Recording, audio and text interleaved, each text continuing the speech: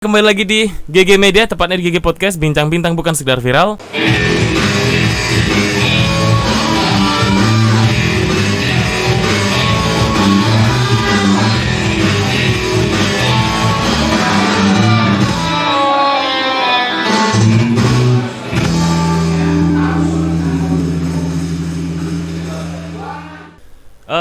Dan kali ini saya belibet jadi ngomongnya karena saya grogi sekali dengan narasumber ini, karena narasumber ini mempunyai karisma. Saya sebagai laki-laki gimana ya, karisma saya luntur ya, oke. Terus minder ya, betul, makanya belibetan saya ngomong. Beliau adalah sosok terkuat bagi saya, dan terlebih lagi beliau adalah perempuan loh. Terberi tepuk tangan yang meriah, dan saya berikan rasa hormat karena sudah datang kemari Mbok Nilo Jelantik. Om Swastiastu, Mbok. Om Swastiastu, sayang. Suaranya lembut sekali. Mbok Nilo, Gih. maaf kalau saya salah kata tadi, agak grogi jadinya. Salam kenal, salam sayang. Terima kasih banyak sudah memberikan kesempatan kepada kami Gih. untuk nanti bisa ngobrol dengan Bayu, dan semoga nanti apa yang kita diskusikan bisa bermanfaat buat masyarakat. Amin, Astunggara, amin pokoknya. Yes. Nah, sekarang ini Mbok, kan ini kalau Bayu boleh tanya ya, mewakili orang-orang yang melihat sosoknya Mbok nih. Mungkin ada beberapa ini ya, versi ya. Oh, Mbok Ilo Jelantik ini sosok yang galak. Boleh ya, mungkin ada ya begitu. Sosok yang cerdas, sosok yang barbar gitu. Sosok yang lembut, sosok yang dia family banget itu. Apa-apa kalau ketemu sayang pelukan gitu. Tetapi di sini kan kita melihat gini deh. Orang melihat barbarnya itu kan dari sudut kebenaran kan gitu. Nah, tapi Boy tidak mau menyerempet ke hal politik karena otak Boy nggak nyampe soal kan ini. Tetapi banyak ada orang banget yang ingin menjadi sosok seperti Mbok Nilo. Kok Mbok Nilo bisa seperti ini? Kok berani Mbok Nilo gitu loh? Kok beraninya ini loh yang adalah harta bagi kita. Bagi-bagi tips dong. Dalam hidup kita kan memiliki pilihan. Oke. Dalam hidup kita memiliki pilihan, dan setiap pilihan itu kita yang akan ibaratnya menjalani semua konsekuensinya. Yeah. Nah, kami di Nilo Jelantik selain juga sebagai sebuah usaha yang bergerak di bidang alas kaki. Jadi perkenalan dulu, Bayu, Mbak Nilo adalah mama ibu dari Nilo Jelantik, sebuah usaha yang kami dirikan di tahun 2003. Dan usaha itu lahir karena atas dasar alasan bahwa kami ingin mempersembahkan sebuah karya anak bangsa yang berkualitas tinggi, dibuat di Indonesia dan harus dibuat oleh orang Indonesia. Keinginan kami itu sudah kami jalankan sejak tahun 2003. Nah, sepanjang perjalanan Nilo Jelantik itu bukan hanya sebuah merek sepatu. Akan tetapi Nilo Jelantik menjadi sebuah simbol impian. Jadi bagaimana perempuan-perempuan pecinta alas kaki, bagaimana wanita-wanita baik pelanggan kita ataupun generasi muda kita melihat Nilo Jelantik itu sebagai sebuah impian, bukan hanya sekedar misalnya suatu hari nanti aku pengen pakai sepatunya Nilo Jelantik gitu, enggak. Akan tetapi mereka bisa melihat bahwa dan mereka bisa memiliki sebuah cita-cita ya, kalau boleh kita bilang, bahwa suatu hari nanti jika saya menjalankan sebuah usaha, jika saya menjalankan karir saya dan membangun karir saya akan menjalankannya seperti prinsip yang dijalankan oleh Mbok Nilo Jelantik. So Nilo Jelantik, it is not only about a brand, a pair of shoes that fit seperti impian kami. Tapi Nilo Jelantik itu menjadi simbol bahwa melakukan sesuatu hal dengan kebenaran itu asik loh. Bahwa bersuara untuk hak yang hak kita yang kita harus suarakan, tentunya dengan kita juga sudah menjalankan kewajiban. Karena kita nggak bisa nuntut hak tanpa menjalankan kewajiban. Contohnya kalau orang berkarir, memulai karir, nggak bisa dia bilang lu berani bayar gua gaji berapa, sebelum kita bisa bilang sama atasan kita, ini yang akan kita bisa berikan ke perusahaan kamu loh. Baru Ini nilai tawar kami. Jadi Iya, prinsip-prinsip iya, iya. seperti itu berlaku di semua lini, termasuk dalam kemasyarakatan sehari-hari. Jadi kalau kita nggak menjalankan kewajiban kita, bagaimana kita bisa menuntut hak, kan begitu. Nah, Mbak Nilo berusaha dengan sebaik-baiknya menjalankan semua itu dengan balance. Oke. Jadi usaha tetap jalan, Nilo Jelantik tetap mengharumkan nama Bali dan juga Indonesia. Oke, Tapi oke. di saat yang sama kita tidak mengkhianati prinsip hidup kita, Ya. bahwa berjalan itu harus dengan apa ya, tetap berada di dalam garis kebenaran yang kita yakini, seperti itu. Jadi urusan berani, urusan nekat, urusan misalnya dibilang sama teman-teman gitu kan, ih Nilo Jelantik urat takutnya udah putus gitu. Ya, kan. itu dah. Nilo Jelantik nggak ada urat takutnya, bahkan Ya. nggak ada urat malunya gitu kan, semua orang dilabrak gitu kan. Buat Mbak Nilo kembali lagi, kita melakukan itu tujuannya hanya satu, untuk kebaikan masyarakat. Oke. Dan yang kita kritik itu pun, siapapun yang kami kritik, kami selalu selipkan solusi di balik kritikan kami. Jadi nggak Always. asal ya, berarti nggak asal ya. It's Nggak all nah. about solution, dan bisa dijalankan oleh mereka-mereka yang memegang jabatan publik itu. Ah, oke. Kan seperti Iya, itu. Jadi kita ibaratnya tidak boleh naik motor tanpa helm gitu Iya, kan. Ya, kita berikan solusinya. Silakan, ini ada toko helm Diarahkan jadi direct jadinya ya. Bayu Jaya namanya misalnya, iya. bisa beli helm bagus, kualitas bagusan. Jadi kita arahkan gitu kan. Nah, kalau selama ini misalnya itu ditanggapi dengan cara yang berbeda, dan mungkin dengan pemahaman yang mungkin karena mereka belum mengenal Nilo Jelantik secara pribadi, itu Mbak Nilo terima dengan tangan terbuka. Oke. Kan tidak kenal kan tidak sayang. Tidak sayang ya, tuh kan. Jadi keberanian yang kita bahas kali ini adalah keberanian dari usahanya Mbak Ilo, dari desainer jadinya Mbak Ilo ya. Desainer sepatu jadinya. Mereka memanggil kami desainer, tapi Mbak Nilo sebenarnya kan tidak memiliki pendidikan formal di bidang desain. Background Mbak Nilo adalah sales dan marketing. Sales dan marketing. Kuliahnya di jurusan keuangan. Oke, tapi yang banyak orang mengenal Mbak sebagai desainer sepatu. Sepatu apa sandal tepatnya di publik nih yang paling banyak Mbak Ilo dapat nih. Kalau secara kategori brand, kami itu berada di kategori sepatu dan aksesoris. Oke. Jadi kalau dipanggil desainer itu kan karena ada beberapa penghargaan tingkat nasional dan juga internasional, di mana kami mendapatkan beberapa award. Dan ada misalnya penghargaan Designer of the Year, Woman of the Year, terus seperti 3 tahun lalu kami mendapatkan award The Shining Star dari Forbes misalnya, seperti itu. Dan mereka kan memposisikan profesi menulu kan sebagai desainer. Tapi buat kami adalah Nilo Jelantik itu adalah sebuah hasil karya anak bangsa yang dilahirkan oleh tangan-tangan artisan. Yes. Dan Mbok sebagai nahkoda di kapal tersebut, yang ibaratnya Mbok tidak pernah mengakui model-model itu adalah desain Mbok pribadi. Mbok selalu mengatakan kami mengerjakannya bersama-sama. Tapi at the end of the day kan harus ada satu orang yang mewakili. Mbok mewakili, dan tentunya tanpa pernah mengesampingkan anak-anak ini. Jadi biasanya kalau Bayu nanti mungkin pernah melihat wawancara-wawancara kami di media televisi, itu pasti kalau Nilo Jelantik diwawancara, itu pasti satu pasukannya itu pasti keluar semua gitu. Dan Mbak Nilo akan perkenalkan mereka satu persatu. Karena itu adalah memang tujuan awal Nilo Jelantik itu berdiri, yaitu untuk memperkenalkan anak-anak bangsa ini. Nah, generasi ini soalnya ini ya, bicara tentang generasi soalnya. Wow, luar biasa. Berarti ini keberanian yang bisa memerdekakan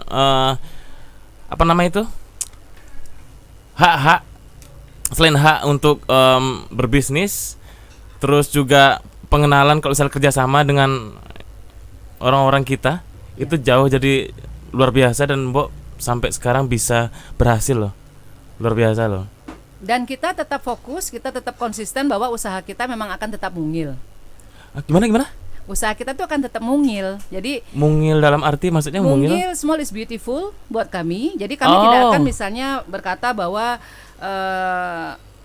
someday, one day Nilo Jelantik akan menjadi perusahaan multinasional besar, mengepakkan cabang-cabangnya, merambah misalnya membuat fasilitas produksi dan lain sebagainya di negara lain. Tidak.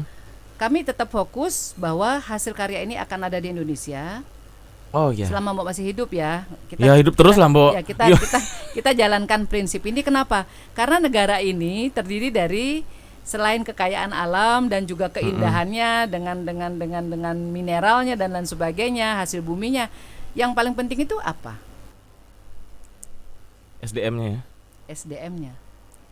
Jumlahnya 270 juta. Juta loh nih ya, bukan bijian lagi, juta. Ya kan? Jadi secanggih apapun HP yang kita miliki, secanggih apapun merek mikrofon yang misalnya kita pakai, membutuhkan seorang manusia Ya. untuk bisa berbicara di sini. Yes. Membutuhkan seorang Bayu untuk bisa duduk di seberangnya Mbok Niluh dan untuk menyampaikan pesan-pesan kepada masyarakat. Ya. Siapa kita diganti dengan dua buah robot yang berdiskusi? Ya, yang enggak lah, kita Ya kan? masih Ya kita nggak, jauh saya lebih ya, kan lah. betul. Jadi manusia ini adalah buat Mbok Niluh adalah aset terpenting. Dan bukan sehari dua hari Mbok sampaikan itu. Mbok selalu sampaikan itu dan buktikan itu dengan cara kita bagaimana usaha kecil ini yang sudah berkali-kali berpotensi untuk rontok, melewati begitu banyak permasalahan, krisis dan lain sebagainya, kami tetap bisa tegar berjalan, bahkan usaha kami tetap bisa berkembang, bahkan kami tetap bisa menggandeng UMKM, artisan-artisan tidak hanya dari Pulau Bali tapi juga dari dari saudara-saudara kita di seluruh Indonesia. Kita bisa buktikan small is beautiful. Yes. Nah, masalah orang mau menjadi besar, mau memiliki karyawan 4.000 orang, Oke. misalnya mau memiliki omset yang Miliar-miliaran. yang langit adalah batasnya. Go ahead, Mbak Niluh nggak akan pernah larang gitu loh. Yes, Bagus. yes, yeah. Kamu mulai mimpimu dari kecil dulu. Jadi nggak bisa kita bilang, oh saya tangganya tangga nomor 1. Ya. Terus tiba-tiba dia sudah di mana gitu kan? Berarti yang tangga 2 sampai misalnya dia di tangga nomor 1, terus dia tiba di tangga nomor 10. Ya. Kita kan harus mencari the missing link. Ya. 2 sampai 9-nya kamu ngapain aja Ngapain kan aja. gitu. Nah, kalau kita kan jelas Ya. langkahnya. Step by 1, stepnya, 2, 3, makanya kesannya kayaknya kok lebay banget ceritanya Niluh Jelantik, klise, Iya, klise. ngenes Iya. gitu kan, yang ibaratnya desainer kok kayak gini gitu kan. Satu hari bertemu dengan pejabat publik, satu hari lagi misalnya bisa berdiskusi dengan seorang presiden, besoknya pakai sandal jepit makan tipat cantok gitu kan. Wah. Ya kan? Kenapa maksudnya kok nggak maksudnya tidak seperti konten-konten di Instagram Yang formal, yang nice, Yes, Instagramable yes. gitu kan. Sosial media kita kan nggak Instagramable banget Ngebel kan banget ya. isinya gitu kan. Nggak menepi banget itu. Iya kan? Jadi tapi kenapa kita di sana memiliki kesayangan yang militan yang jumlahnya ratusan ribu orang? Oke. Karena mereka merefleksikan keseharianku itu kudu kayak selain Mbok Niluh loh. Sebagai ibu rumah tangga, sebagai aku juga berkarir, aku berumah tangga aku nggak disalahin sama Mbok Niluh, nggak disuruh berkarir. Aku pun berkarir sambil misalnya aku merawat anak, aku juga nggak disalahin sama Mbok Niluh. Oke. Aku sudah selesai berkarir, aku ingin menjadi bisnismen, aku tetap didukung sama Mbok Niluh. Karena buat Mbok Niluh, do whatever you want to do, tapi lakukan dengan prinsip dan integritas. Ya kan? Mau menjadi apapun kamu, jalankan itu dengan prinsip dan integritas yang kamu punya. Karena kalau kamu sudah tidak punya itu, apapun posisimu di muka bumi ini, buat Mbok Niluh nggak ada harganya gitu. Percuma jadinya. Percuma, mati aja kan. Iya benar. Karena arahnya nggak tepat, terus niat benar. Cuman kan kita meletakkan pendapat itu kan dari sisi kita sendiri. Ya, oke. Ini loh yang kami jalani kan gitu. Nah sekarang kalau misalnya di lapangan misalnya ada perbedaan dan misalnya ada hal-hal yang misalnya memang kita tidak sejalan, ya sekali lagi it's all up to you kan gitu. Ya. Kan tetapi ya buat kami ya kami tidak akan merubah prinsip yang kami miliki dan untuk itulah kenapa Mbok Niluh tetap aktif, tetap berada dari satu kelas ke kelas yang lainnya, tetap menemani emak-emak yang unyu-unyu ini untuk menjadi emak bagi anak-anak mereka yang bersekolah di kampus-kampus. Wow. Dan orang tua mereka menitipkan anak-anaknya sama Mbok Niluh gitu. Wih, sebuah kepercayaan ya, itu ya. Dan kita bicara dari ujung Sumatera hingga ke Kalimantan. Hingga ke ke Sulawesi. Wah. Oke. Paham maksud Mbak Paham, Nurul ya, sayang, paham, gitu. ya. Untuk apa mereka menitipkan Ah. anak-anak mereka, gitu kan, memberikan kesempatan kepada Mbak Nilu untuk menjelajahi satu kampus ke kampus lainnya, gitu. Karena ya itu. Oke. Jadi ini terjawab sudah ya. Jadi buat kalian yang menganggap atau menilai ya atau sosoknya Mbok Ilo itu keras, sosok ini bukan keras. Beliau kita kan belum kenal. Setelah kenal, lembut sekali kayak tepung, kayak sejuk sekali. Mbak Nilu Dan lucunya nih, ini bocorin lucu. Mbok Ilo kesini sampai dari luar studio kita ini lepas sendal kan. Ya ampun, segitunya loh Mbok Ilo menghargai kita kan. Kita lo di sini seenak-enaknya nggak pakai sandal. Ya ampun. ya ada saatnya kan harus keras, ada saatnya harus lembut. Jadi Oke, kan ya. ada apa namanya, ada momen-momen tertentu di mana memang kelembutan itu tidak bisa lagi dipakai. Oke, Ya, ya. jadi kita pakai cara yang keras, tapi yang keras itu adalah masukannya, dalam artian kita Masukannya. memberikan kritik itu misalnya, tapi kan tidak dengan bahasa-bahasa yang menyalahgunakan kaidah bahasa Indonesia. Ya. Jadi ya kalau diajak ngomong lembut sekali dua kali nggak mempan gitu kan, kadang-kadang harus di Wajar lah agak sedikit gitu keras lah ya. Iya kan, gitu kan. Ya, kita kan butuh jawaban nih soalnya. Gitu sayang. Menjadi sosoknya Mbok Ilo nih, Bayu gimana ya? Tumben lo Bing menghadapi narasumber nih kayak keok gitu loh. Oke sayang. Gimana? Bersama head advisor. Oke, ini Mbak mau nanya boleh? Iya, boleh. Kameramu di mana? Kamera bebas, ini kamera tengah, itu kanan. Ulala, banyak Kiri. sekali kameranya ya. Iya dong, spesial. Biasanya punya 1, sekarang untuk Mbok Ilo kita punya 3. Sukses selalu ya. Sukses selalu untuk juga tim Mbok Ilo. Garage. Pokoknya kita butuh terus suntikan motivasi Siap. dari Selalu. sosial media, dari jarak jauh. Selama Hayat masih dikandung badan, Mbak tetap support sayang. Oh, kita harus terbang bareng ya. Mbak Ilo, di sini kan kita kan pandemi nih. Gitu. Ah, UMKM kan pasti dong dapat efeknya kan gitu. Nah, sepanjang penilaian Mbak Ilo nih, sekarang nih kita sudah mulai di angka yang bangkit atau masih tiarap nih? Kalau kita bicara bangkit ya, Ya. Kebangkitan UMKM Ya. ya. Dari jauh sebelum pandemi Mbak Nilu sudah menyampaikan, Nggih. kita di Bali kita tahu bagaimana Provinsi Bali ini menjadi salah satu ujung tombak bagi pemasukan devisa dari pariwisata Pariwisata ya. untuk Indonesia. Indonesia ya. Heeh. Dan UMKM dan semua sektor-sektor penyangga di sekitarnya itu, Ya. apakah itu akomodasi, transportasi, terus misalnya tempat rekreasi, terus penjual-penjual souvenir, Ya. misalnya seperti toko oleh-oleh dan lain sebagainya.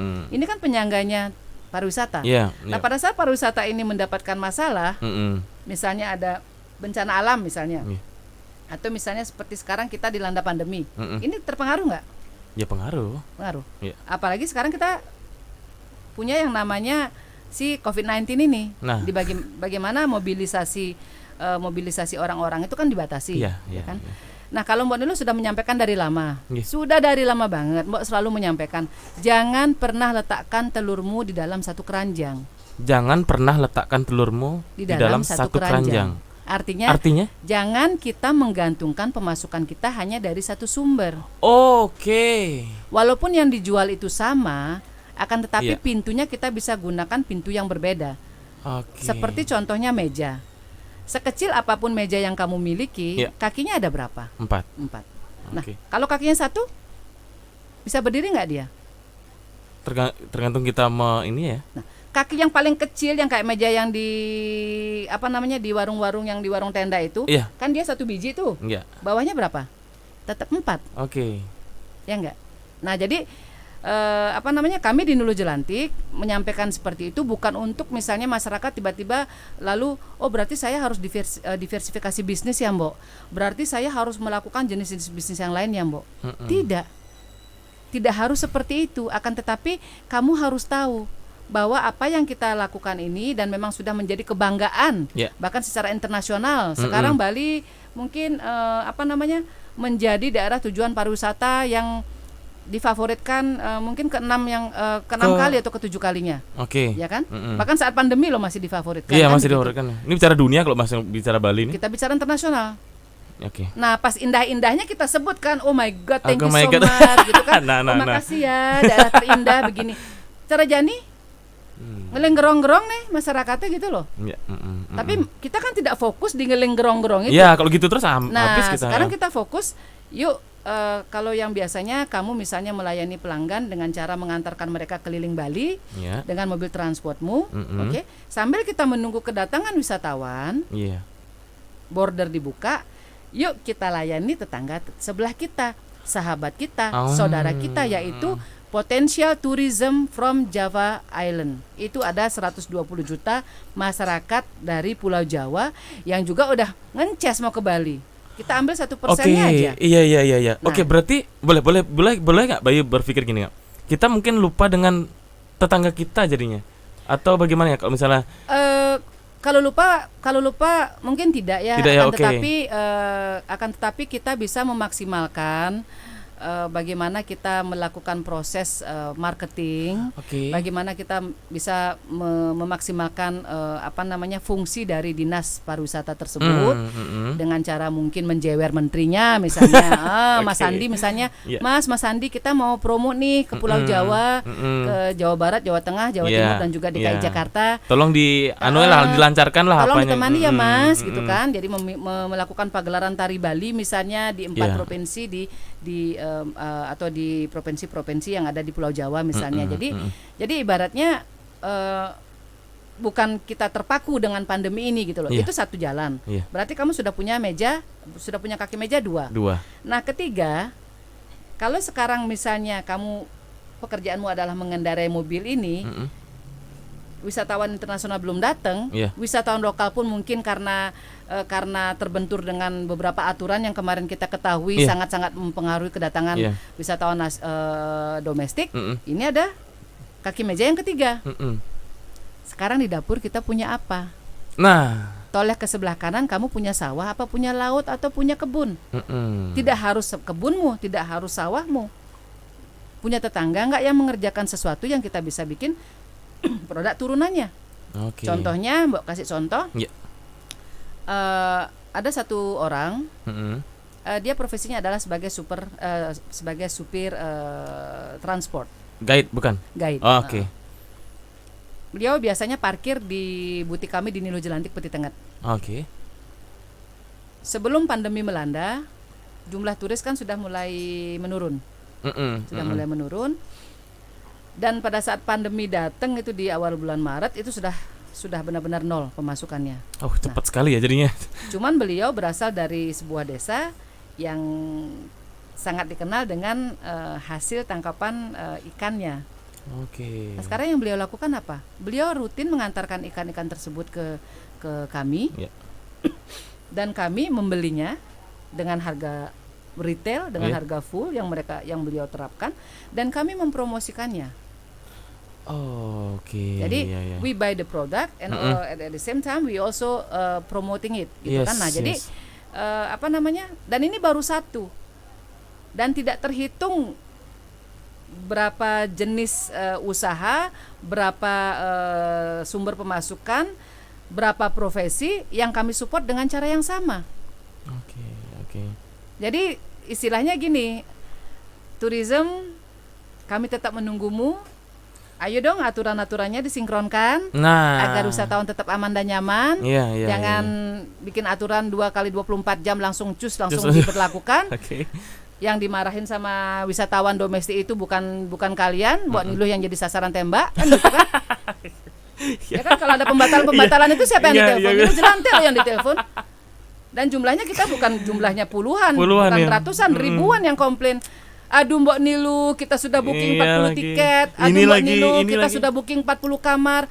Aduh Mbak Niluh, bagaimana dengan teman-teman di Bali yang sudah kami bayar depositnya untuk sewa mobilnya?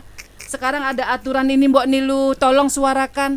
Belum lagi saudara-saudara kita yang orang Bali, Mbak, aku udah kangen sama orang tuaku Mbak. Aku mau pulang ke Bali nih, tapi aku anggarannya cuma segini Mbak untuk tes Mbak. Terus sekarang bagaimana caranya aku berangkat Mbak dengan dengan aturan baru ini? Nah, kembali lagi ke soal keberanian yang di awal, Iya. itulah yang kami suarakan. Jadi tidak ada apa namanya, tidak ada asap kalau tidak ada api kan gitu.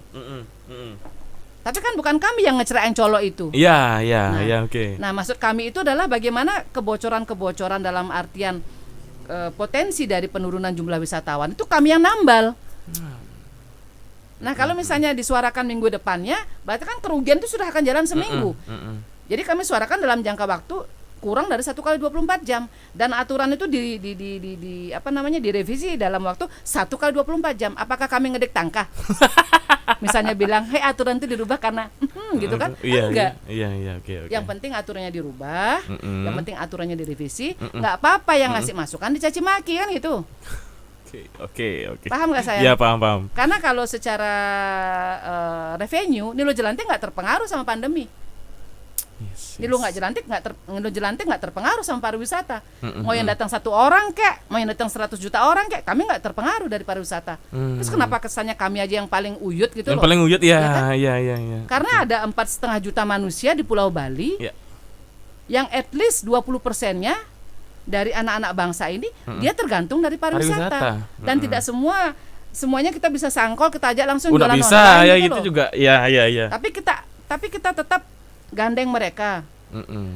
Offline go online. Tapi ya ini kita paralelkan. Ya. Ini kita tetap maksimalkan untuk memberikan mereka semangat bahwa digitalization is the key. Digital marketing adalah kuncinya.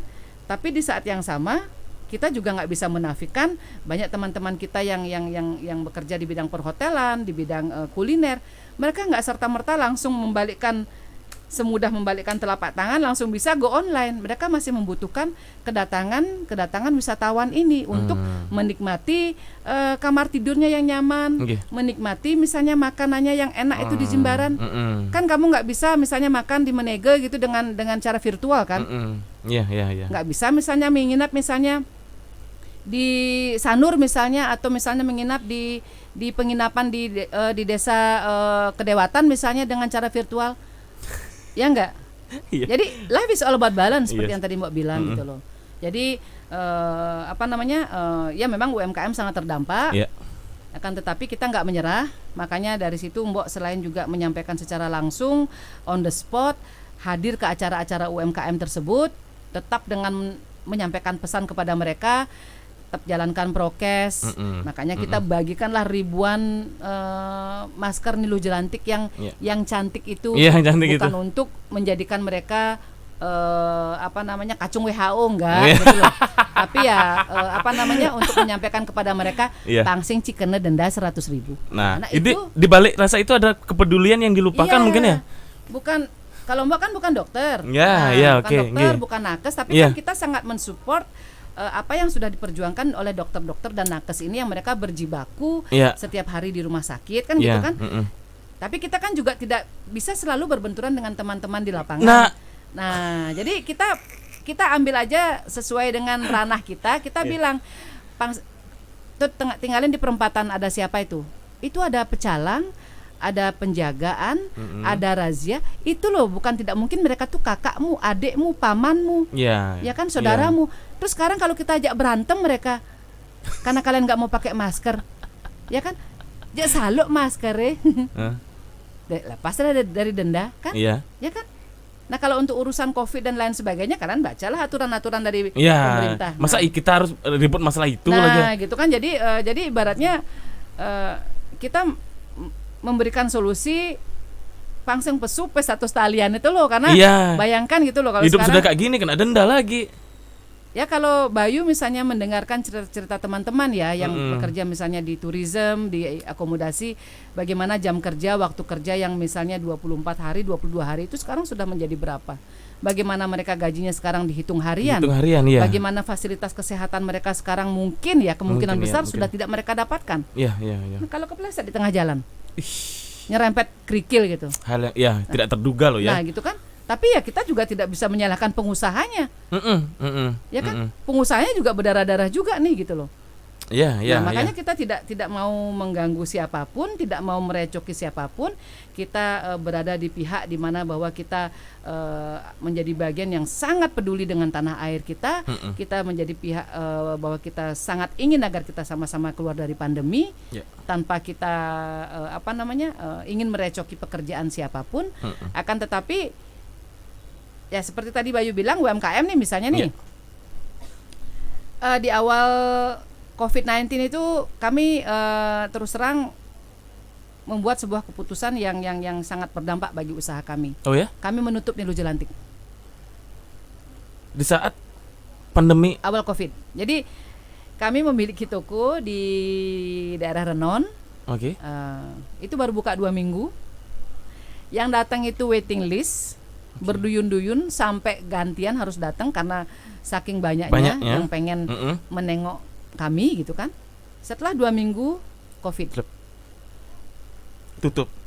kami tutup semuanya. Yang di Jakarta kami tutup, yang di Seminyak kami tutup, yang di Renon pun kami tutup. Kami putuskan mengembalikan semua tim kami ke kantor.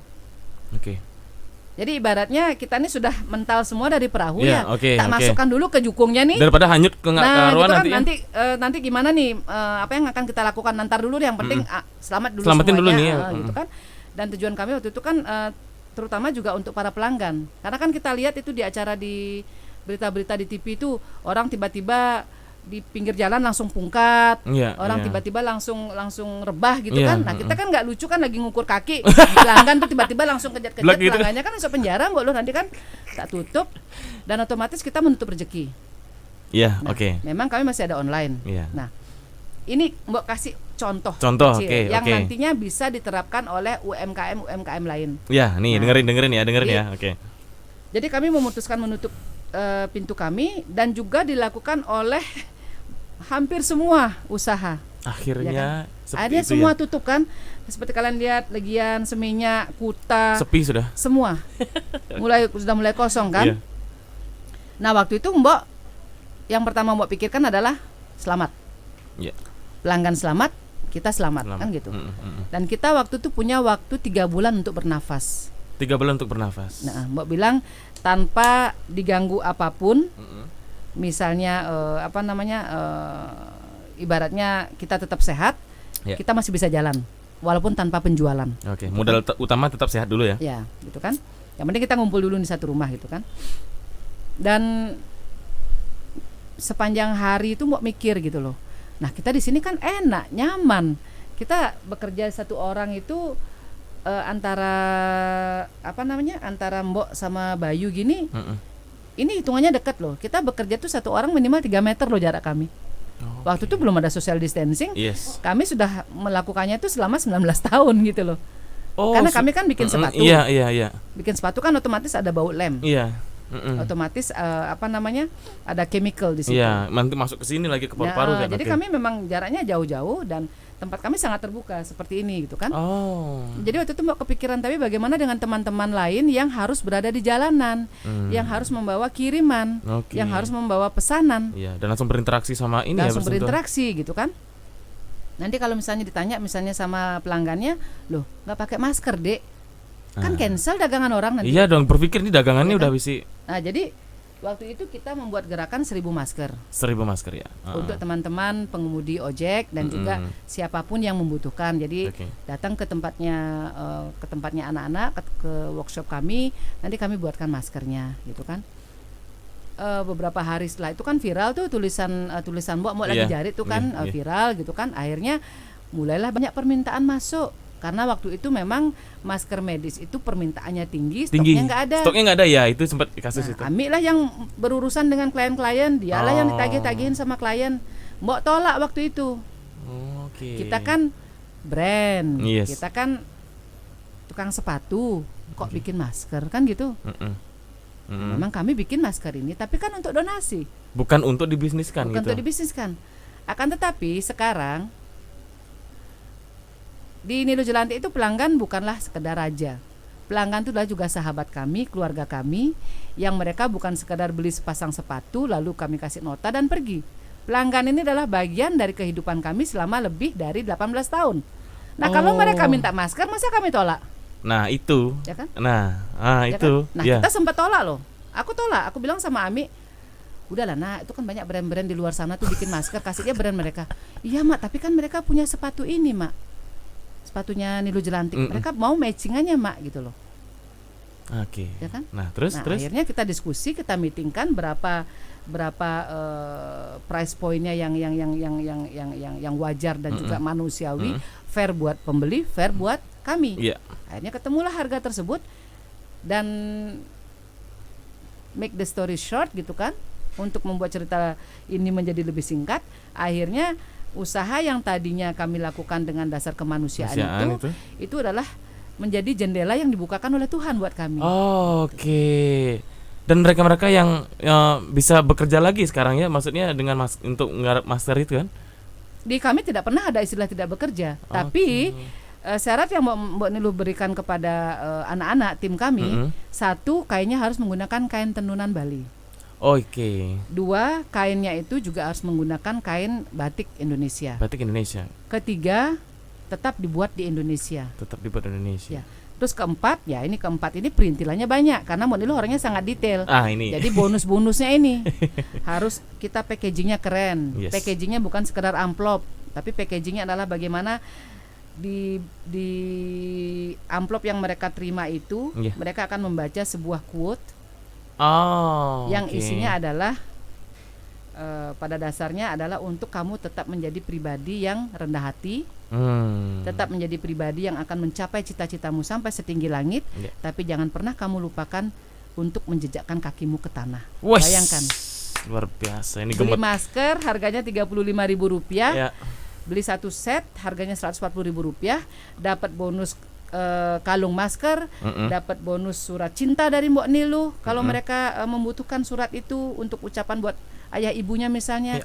Terus dapat penguatan, ya kan? Dapat vitamin dari quotes-nya itu, ya kan? Dan ini akhirnya juga melahirkan reseller. Ya. Yang mungkin mereka dirumahkan, mungkin mereka adalah misalnya seorang guru yoga atau guru olahraga yang karena keterbatasan pertemuan antar orang, akhirnya ya udah aku sambil ngajar, aku sambil nyambi jualan masker. Kan gitu. Dan prinsip kita tetap jalan. Makanya Mbak Nilu bilang kan, sebesar apapun usaha kamu, sekecil apapun usaha kamu, asal kamu menjalankannya dengan prinsip dan integritas, semuanya asik gitu loh. Iya. Gitu. Yang penting akal sehat, modalnya akal sehat, empati, akal sehat, ya kan?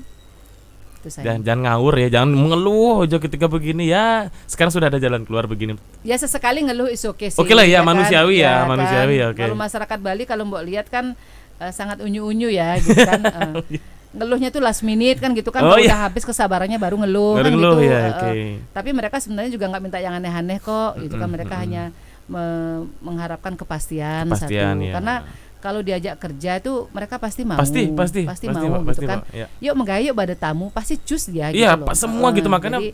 Jadi ya kalau dikasih beras 5 kilo ya mereka juga berterima kasih. Tapi Mbok yakin mereka juga akan sangat-sangat berterima kasih kalau kail yang mereka miliki itu juga bisa dipergunakan, bukan hanya diberikan ikannya saja. Ya berfungsi jadinya. Luar biasa sekali. Ini kameranya mana Mas Adit? Tengah, oke.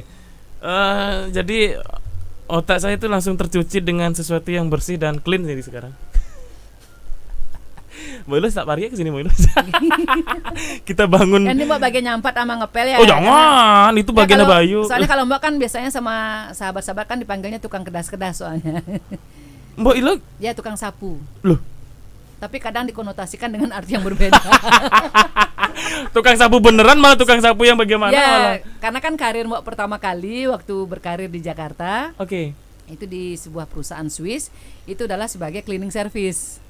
Pertama kali, tapi cleaning service dengan jabatan, dengan job title yang cukup keren, yaitu resepsionis. Tapi ya yang namanya di bagian depan pintu masuk itu ya, jadi otomatis ya bawa kunci kan, kunci kantor. Jadi harus datang lebih awal, nyampat ngepel, pulang terakhir karena tugas nyuci piring kan, gitu kan, tugas nyuci piring. Cuman di sepanjang perjalanan itu 8 jam yang Mbok Niluh habiskan di kantor itu, semua tugas, semua tanggung jawab, semua pekerjaan yang diberikan oleh semua atasan. karena biasanya kan paling cendik biasanya kan ini ambil ini, sapu ini, bersihkan ini, file ini, print ini, fotokopi ini gitu kan. Itu Mbok. Oke.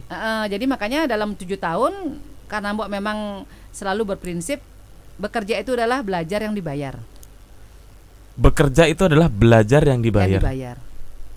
Bekerja itu adalah belajar yang dibayar. Wow. Bekerja itu adalah belajar yang dibayar. Jadi iya. Kita sambil belajar, dibayar. Digaji kan? Makmur sudah sebenarnya. Ya kan? Dan waktu itu gaji Mbok 250.000. Tahun berapa itu, Mbak? Tahun 1995. Berapa? Sorry, berapa? 250.000. Berani-beraninya dia membayar Mbok Hilo Jelantik segitu. 250.000. Dan kemungkinan besar saat itu ada sangat banyak yang gajinya jauh di bawah gaji Mbok. Akan tetapi dengan gaji 250.000 itu kita sebagai anak bajang kan punya banyak kebutuhan. Satu Mbok adalah mahasiswa, jadi harus bayar kuliah.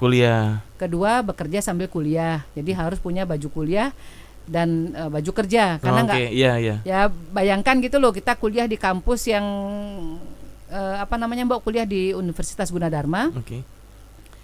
Mungkin Mbok satu-satunya yang kuliah dan bekerja itu yang pakai celana cutbray punyanya Mama sama Bibik tahun 60-an lo, bayangkan enggak? Oh iya. Tahun 95 kita pakai celana cutbray yang celana yang bawahnya gini ya. Gitu kan. Dan pakai baju yang bahannya panas banget karena kan pakai bajunya Mama waktu masih bajang ya. Nah, dengan gaji 250.000 tuh jelas tidak cukup. Karena harus bayar kos. Kos juga ya? Tinggal di asrama. Jadi waktu itu Mbok satu kamar dengan kakaknya Happy Salma.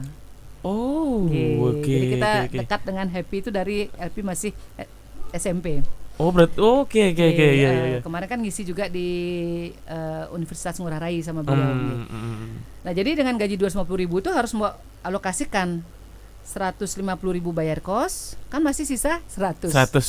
4.000-nya untuk bayar tiket kereta karena Mbok di kartu berlaku sebulan.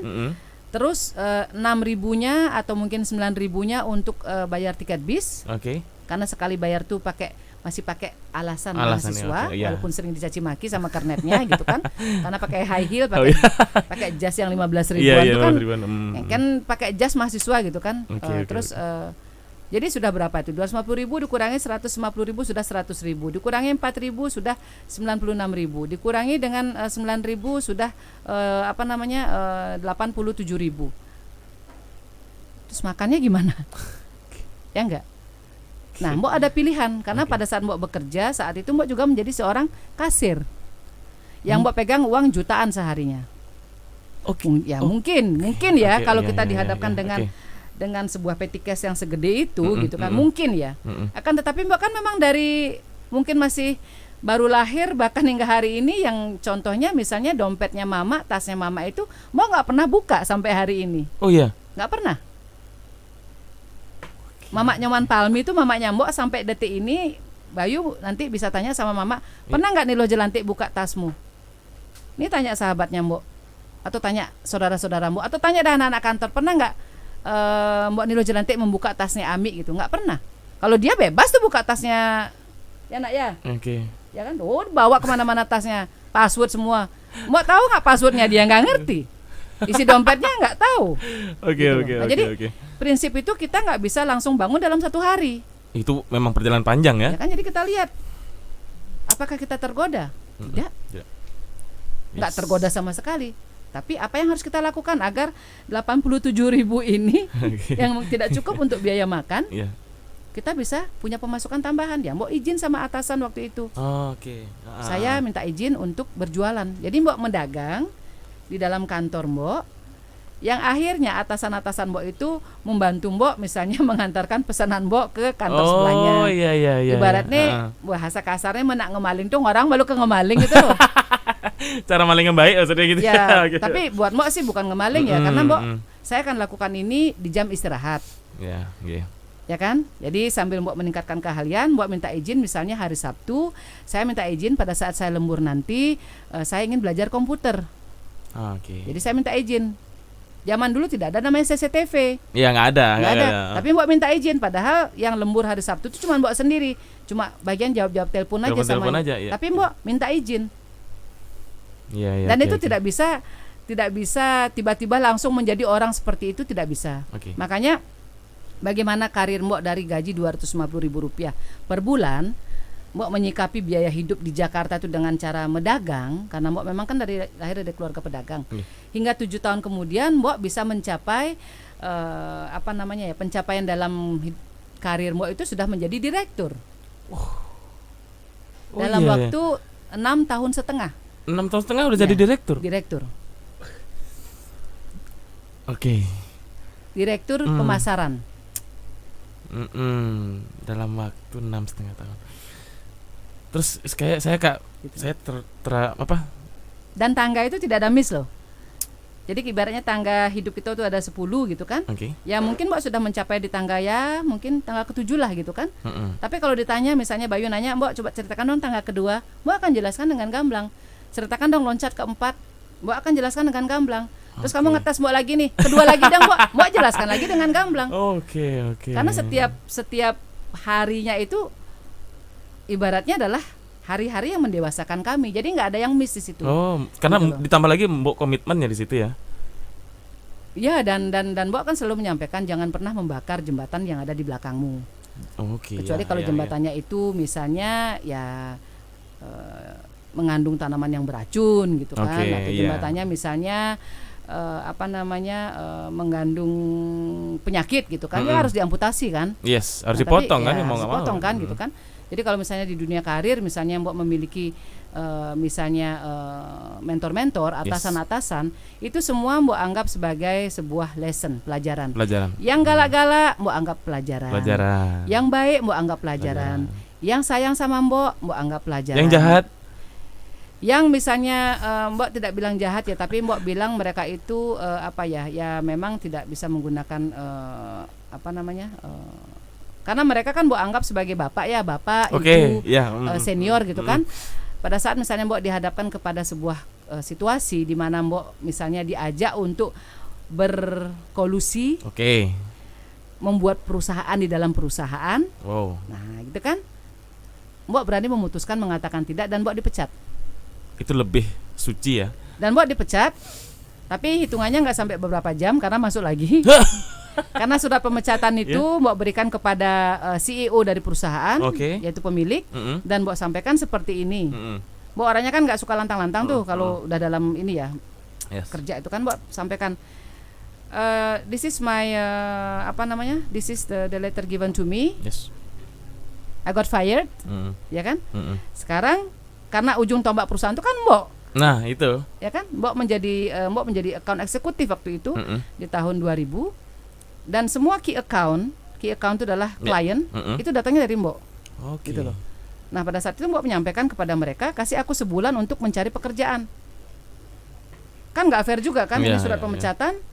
Terus Mbok Niluh langsung aja dikeluarin gitu, tanpa Mbok Niluh ada kesalahan secara administrasi dan lain sebagainya. Orang Mbok Niluh ujung tombak kan. Yes. Nah Mbok sampaikan, give me 1 month to get a job. Dalam hitungan menit itu surat dirobek-robek sama mereka. Dalam hitungan menit, nggak sampai menit. Oke. Dan mereka bilang sama Mbak Niluh seperti ini. So, what are you still waiting for? Get back to work. Udah balik lagi ke klien-klien. Percaya, paham maksud Mbak Niluh? Paham. Jadi entrepreneurship, berkarir, menjalankan usaha, bekerja untuk orang karena buat Mbok life is not only about running your own business gitu loh. Ada orang yang misalnya kita semangat bekerja untuk perusahaan lain, ada orang yang misalnya semangat bekerja mengabdi untuk perusahaan orang lain. Jangan itu kapan kamu mau jadi bos untuk dirimu sendiri, terus saja kamu kerja sama orang gini. Jangan dikecilkan mereka itu. Iya, kacau jadinya. Nah, gitu kan, kalau mereka merasa terhormat di sana dan pimpinan mereka juga misalnya menghormati mereka dan memberikan remunerasi atas kontribusi mereka, leave them alone gitu loh. Jadi di setiap kelas entrepreneurship, kenapa kami tetap konsisten diundang? Karena dari sisi entrepreneurship itu Mbok Niluh selalu membagikan nilai-nilai bahwa menjadi siapapun yang kamu mau, just do it, tapi jalankan dengan prinsip dan integritasmu. Iya. Kalau semua orang jadi entrepreneur, siapa yang jadi karyawan? Siapa jadi karyawan? Siapa jadi pembeli? Ya kan gitu. Semua jadi berebut jadi sana selalu buat balance kan gitu kan. Begitu Bayu, jadi panjang ya penjelasannya Mbak Nilu. Jadi kan ada yang pingin gimana sih perjalanan hidupnya Mbak Ilu, pasti kan panjang sekali. Ini kan baru bagian kecil yang kita kupas nih. Ya nanti kapan-kapan Oh nanti iya. pasti akan menengok kalian lagi. Pasti kita akan rindu sekali dengan Mbak Ilu, dengan pelukannya dan panggilan sayang kita. Mbak Ilu, ini karena apa? Tanpa mengurangi rasa hormat nih. Nggih, Karena Mbak Ilu juga ada kesibukan kan. nggih, Janji ya kesini lagi nanti ya. promise. Oke, siap. Ini kita ada sedikit kenang-kenangan buat Mbak Ilu. Siap. Sebagai apa? Tanda biar Mbak Ilu di rumah rindu kepada kita ya. Dan Mbak Nilu boleh nggak menitipkan pesan sebentar untuk Silakan. apa namanya, untuk kesayanganmu di Gentleman Garage. Oh boleh, silakan didekatkan mic-nya Mbak Ilu biar lebih. Mbak lihatnya ke sini ya. Iya, sini di. Selamat siang untuk kesayangan dari Gentleman Garage TV ya. Ya, GG Media. GG Media. Yes. Salam sayang dari Mbok Nilu. Semangat, doa dan pengharapan Mbok Nilu kirimkan untuk kalian. Kita semua berada di dalam samudra yang sama untuk menghadapi pandemi ini. Percayalah, kita akan bisa melaluinya. Yang penting kalian tetap harus jaga semangat, jaga hati, jaga kekuatan, terutama jaga kesehatan. Dan seperti tadi juga Mbok Nilu sudah berpesan kepada Bayu, jangan letakkan telur kalian di dalam satu keranjang. Ayo kita berkolaborasi. Jadi kalau kalian punya hasil karya, kalau kalian misalnya punya karya tenunan, batik, kuliner dan hasil-hasil karya tangan kalian yang bisa kalian kembangkan dari desa kalian, tolong bisa kalian promosikan, bisa kalian posting, bikin IG khususnya, dan nanti tag kami di Nilu Jelantik. Mbok Nilu akan expose, Mbok Nilu akan promosikan sambil jalan, sambil menunggu International Tourism Open Border. Kita tetap melayani wisatawan domestik yang juga harus kita layani dengan sayang dan hormat. Dan di sisi yang sama kita harus membangun kemerdekaan kalian dalam memiliki alternatif pemasukan, yaitu mulai dari rumah sendiri. Punya penggorengan, punya hasil kebun, bikin sambal tomat organik, bikinkan toplesnya, cus distikerin, dijual. Bila perlu nanti kalian telepon beli Bayu, saya punya resep ini loh, beli Bayu, keren banget loh beli Bayu, bisa nggak nanti sekiranya nanti beli Bayu menemani kami untuk berbagi misalnya seperti itu.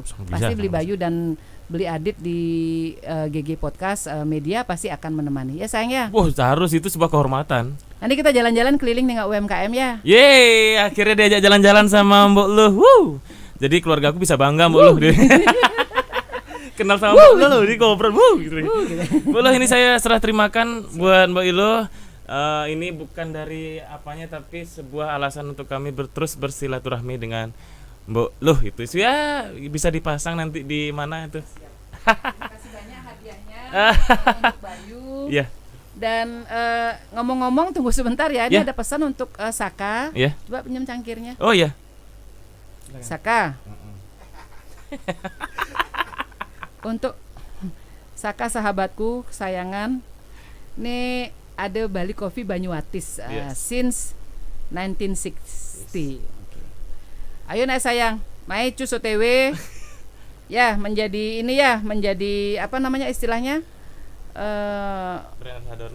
Brand ambasadornya ya, brand sponsornya ya untuk Gentleman Garage. Terima kasih loh nih. Sukses selalu. Oke. Itu kita perjalanan panjang dari obrolan dengan Mbok Luh Jelantik. Pokoknya sehat-sehat terus Mbak Nilu. Apapun yang ditujukan Mbak Luh, kami yakin itulah kebenaran dan itu pasti bermanfaat untuk kita semua. Amin. Kita saling menguatkan. Ya. Oke. Bekerja tetap dengan kerja keras dan kerja cerdas, tapi jangan pernah lupa untuk mensyukuri setiap warnanya. Tuh. Deal ya.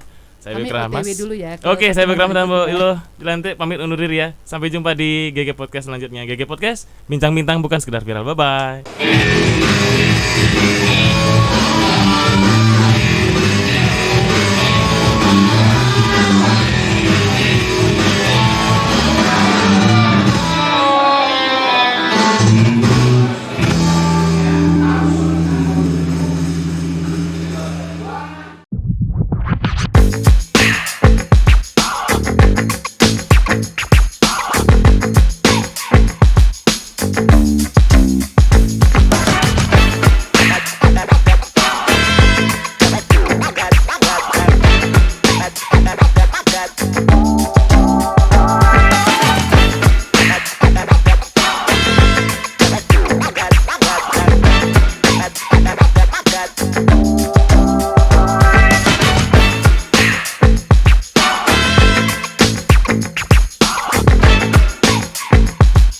Mbok.